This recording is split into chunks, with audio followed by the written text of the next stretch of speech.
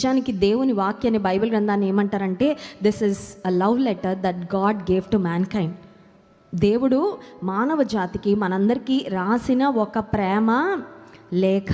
ఈ రోజులో ప్రేమ లేఖలు మోస్ట్లీ లేవు, ప్రేమ ఎస్ఎంఎస్లు, ఆ తర్వాత టెక్స్టులు ఇవే ఉన్నాయేమో కానీ, but this is God's love letter to us. ఆ దేవుడు తన ప్రజల కొరకు రాసిన ఒక అద్భుతమైన ప్రేమ లేఖ.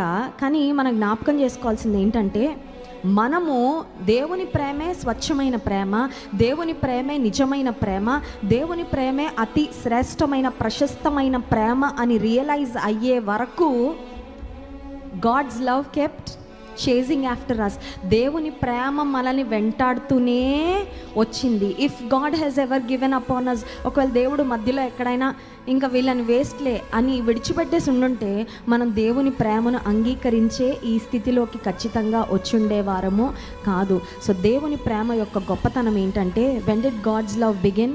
When we were far from him. అందుకే ఎఫెసీ పత్రిక 2వ అధ్యాయము 13వ వచనంలో, మునుపు దూరస్తులైన మీరు ఇప్పుడు క్రీస్తు యేసునందు క్రీస్తు రక్తము వలన సమీపస్తులై ఉన్నారు. దూరంగా ఉన్నాము.